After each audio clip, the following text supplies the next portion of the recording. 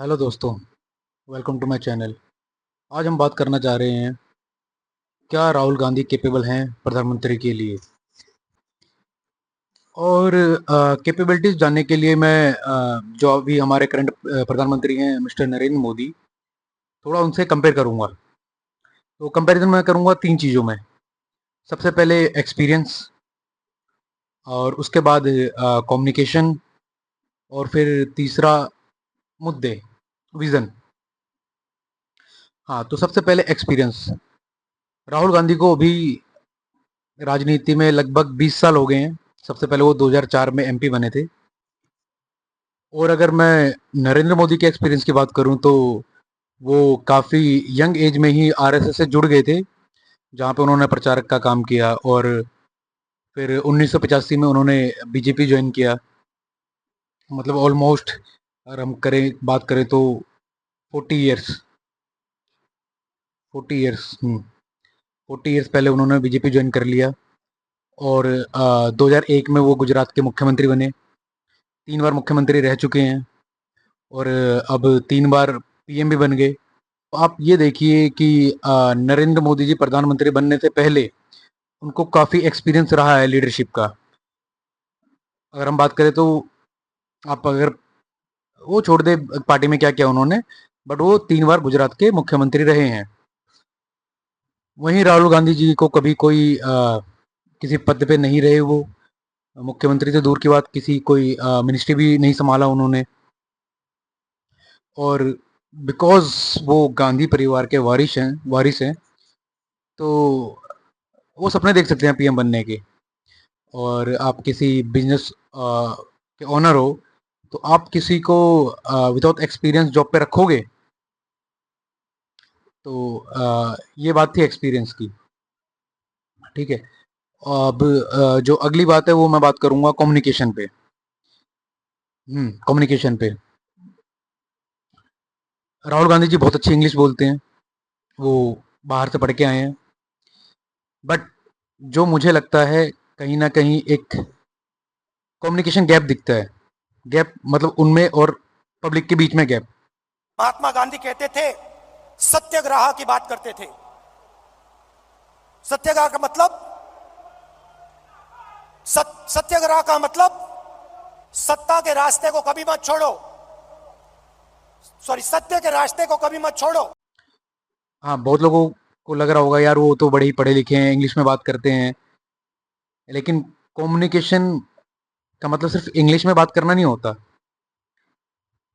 समझ रहे हो? कम्युनिकेशन मतलब, जो मुझे लगता है जितना मैंने पढ़ा है, ये होता है कि आप जब बात करते हैं तो कितना आप इफेक्टिव तरीके से बात करते हैं, कितना प्रभाव डालते हैं सामने वाले बंदे पे, इन्फ्लुएंस कर पाते हैं। वो मुझे लगता है कहीं ना कहीं राहुल गांधी की बातों में वो मुझे गैप लगता है। वो कहीं ना कहीं कनेक्ट नहीं कर पाते पब्लिक को। वहीं अगर आपने नरेंद्र मोदी की बात सुनी हो, या फिर किसी स्पीच सुनी हो, तो आपको ये फील होगा कि यार ये तो कहीं ना कहीं मेरे से ही कनेक्टेड बंदा है, मेरी लेवल से गया है वहां पे। भारत अपने किसानों के, पशुपालकों के और मछुआरे भाई बहनों के हितों के साथ कभी भी समझौता नहीं करेगा।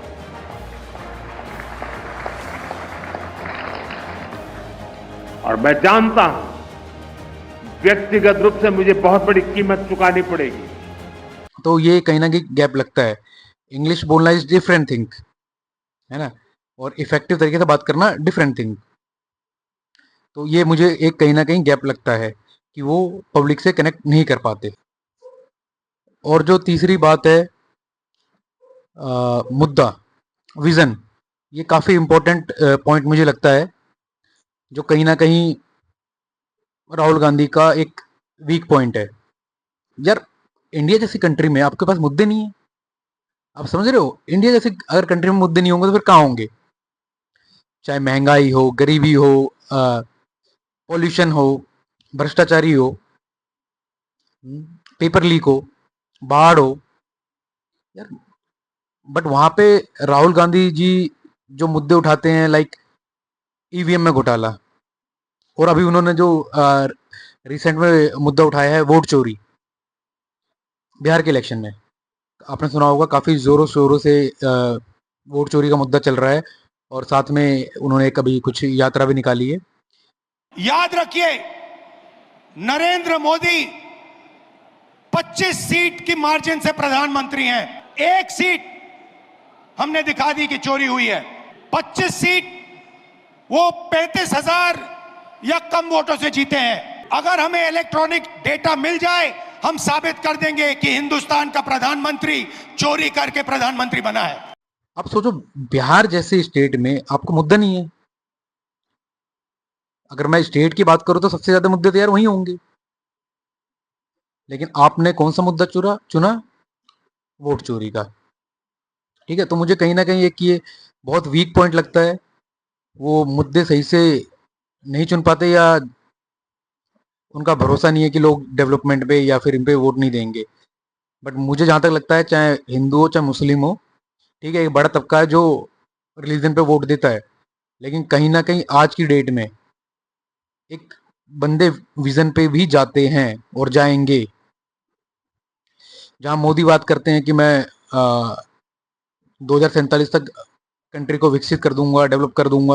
अगले कुछ वर्षों में भारत दुनिया की तीसरी सबसे बड़ी अर्थव्यवस्था और 2047 तक भारत विकसित देश बन जाए। फिर वही सेना को स्ट्रॉन्ग करने की बात करते हैं, इंफ्रास्ट्रक्चर की बात करते हैं, डिजिटल इंडिया की बात करते हैं, स्वच्छ अभियान की बात करते हैं। बट अगर हम वहीं पे राहुल गांधी जी को देखें तो उनको जाति क्या कहते हैं, रिजर्वेशन बढ़ाना है, जाति जनगणना करवानी है।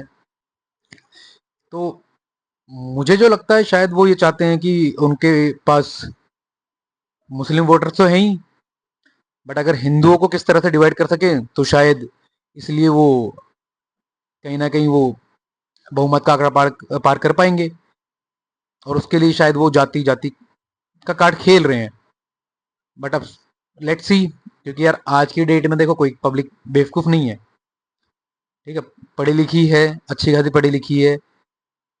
और हमारा आज की डेट में अगर हम 20 साल पहले बात करें, 10 साल पहले बात करें, तो एजुकेशन लेवल बढ़ा ही है।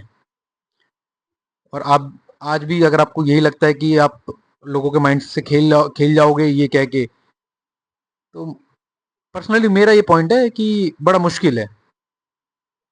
बाकी आप लोगों की मैं राय जानना चाहूँगा, आपको क्या लगता है? आप अपनी राय तीनों मुद्दे पे देना। सबसे पहली बात, सबसे पहली जो थी एक्सपीरियंस पे, फिर दूसरा कम्युनिकेशन पे, तीसरा मुद्दे पे। तो आप तीनों पे ही अपने राय देना और पॉजिटिवली मैं रिप्लाई करूँगा।